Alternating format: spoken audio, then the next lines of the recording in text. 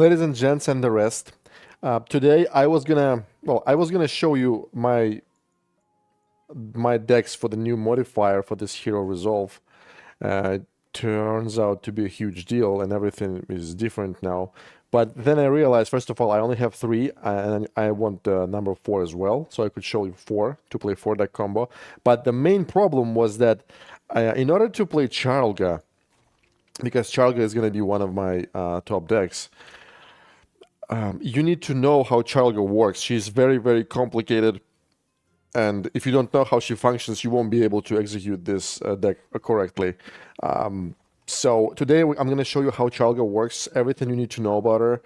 And the next video is going to be like all 4 decks with how they work and, you know, the games and everything, you know what I'm saying?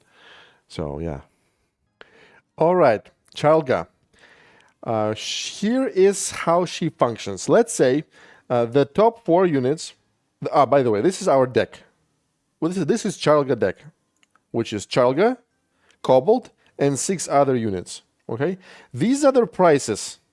1 for Kobold, 1 for Charlga. Well, we're using Charlga with talent to simplify it. So 1 Kobold, 1 for Charlga, 2 for Ghoul, 3 for Pyromancer, 4 for Banshee, 5 for Footman, 6 for Corehounds, and 2 for Miner. So we have like two gold cost units.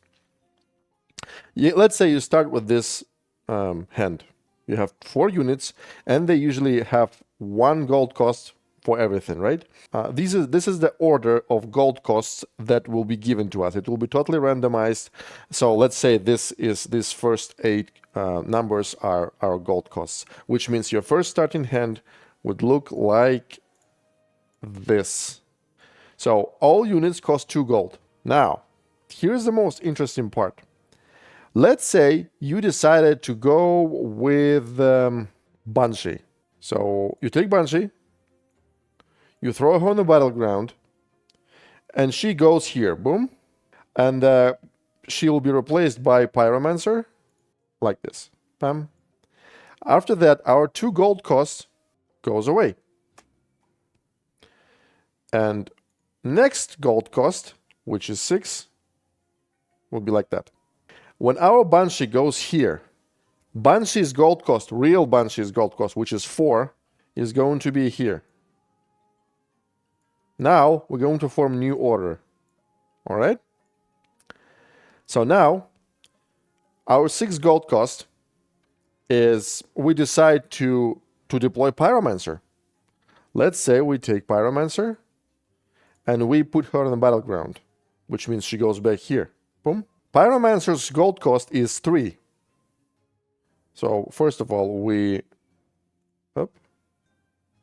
take 3.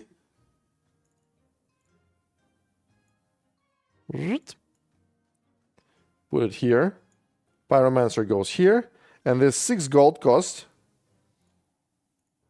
goes away, because we are forming new order. New order will depend on the units that you deploy. Next will be this guy. And the number that comes with this guy is 5. See? Boom. Let's say we take Kobold. Take Kobold. Put him here. Kobold gold cost is 1. Boom. And Charlga was supposed to be next. Charlga goes into the hand. Pam. With this number. Like that. That is how it works. So, in other words, when you use these two, the last 4 numbers, when you deploy units last 4 times, you're going to have new 8 numbers. And those 8 numbers will already have some logic. They will not be randomized. They will have a logic depending on what minis you were deploying. You might ask, what's the fucking point if we just randomize gold costs and eventually you're going to have to pay everything? Here is the power of Charlga. I fucking hate it, but the devs think it's cool. So let me show you something that you probably didn't see in what I just explained. This is our starting hand, starts with 2. Let's say we will only be using cheap units. I throw Ghoul. Boom. We got 2. Bam. Pyromancer goes here. All right. Then I throw Kobold. All right. Then I throw Miner. Then I throw Charlga. Then I throw something cheap, let's say Pyromancer. Then I throw Ghoul again. All right, then I throw Kobold again. And then I throw Miner again. All right, this is what our final situation looks like. If we start playing now, this is the next 8 prices that we're going to have.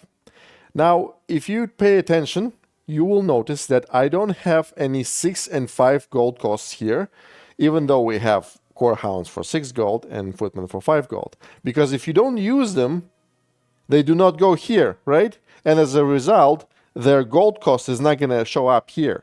If you only use low-cost units, the next cycle, you will only have low gold costs, which allows you to throw, like, for example, see the next 3 gold costs are going to be 2, 1, 2.